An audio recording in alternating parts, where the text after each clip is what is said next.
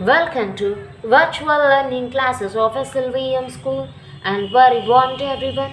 So in this video we are going to learn about the textual reading of One Foggy Morning. Rishi is waiting at the bus stop one morning when a stranger appears and talks to him. The stranger is no ordinary person, but he can't seem to impress Rishi. Section 1. Hello, young man. What is your name? Rishi was startled by the sudden voice behind him. Rishi, he blurted out as he turned around. There was no one there.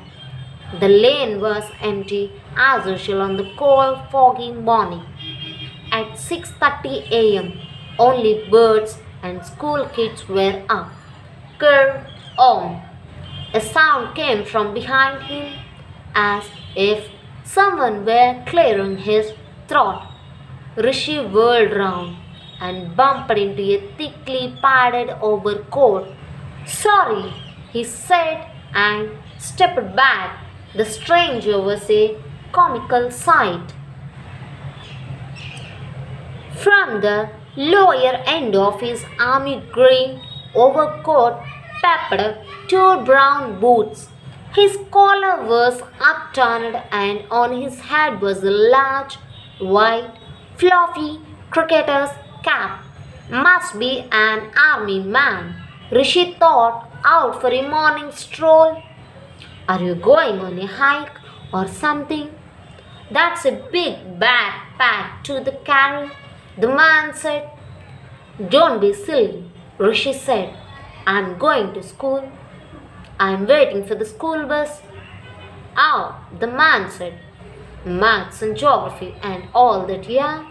Do you like school?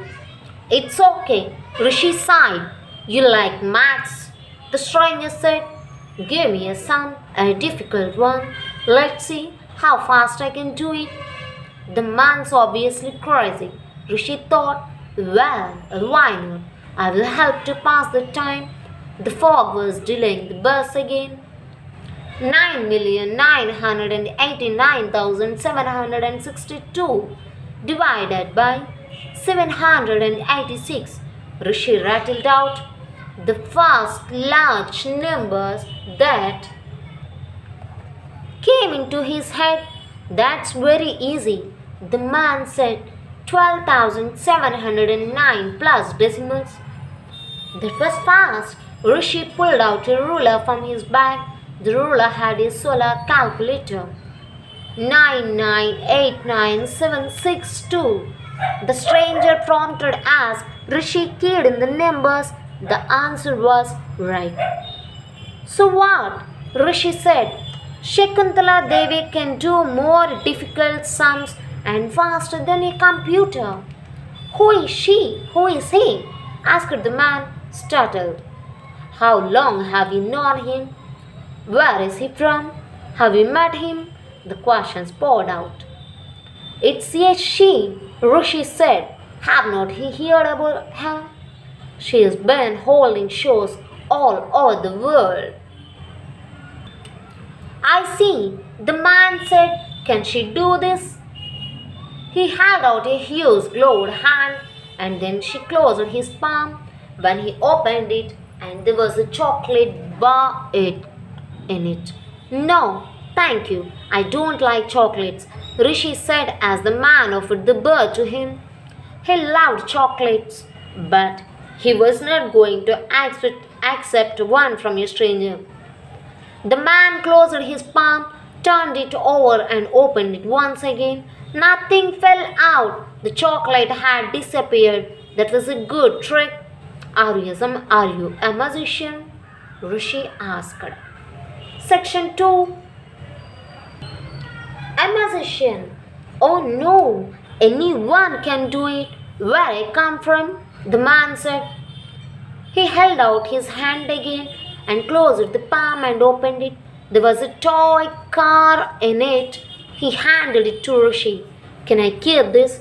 Rishi asked excitedly. Of course, the man said. Is that why your overcoat is so filled out? Rishi asked. Do you hide lots of things there? Hide? The man looked puzzled. Oh, I see. You think I'm producing these things from my coat pockets? You are wrong. But let it be. Rishi stood playing with the car. Suddenly, it slipped from his hands and fell at his feet.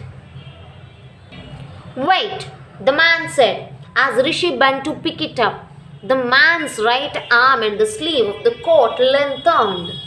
Longer and longer it grew until the fingers reached the ground. The hand closed on the car and retreated upwards. There, he said.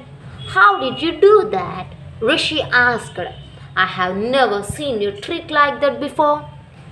You still think I'm playing tricks? Give me the car for a moment, will you? He asked. Rishi handed it over. The man's arm extended again right up to the middle of the road. He put up the car down. No watch, the man said. As Rishi watched, the silver grey toy made the sound of an engine starting up. Slowly it began to move forward. The car screeched as it went round a pebble.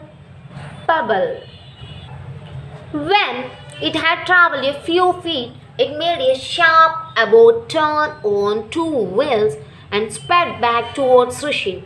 You are a very good ventriloquist. Rishi said admiringly.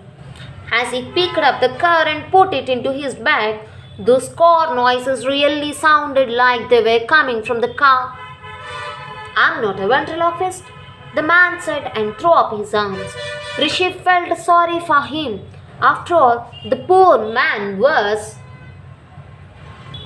trying to entertain him and for free. All are boys like you, the man said at last. Meaning smart?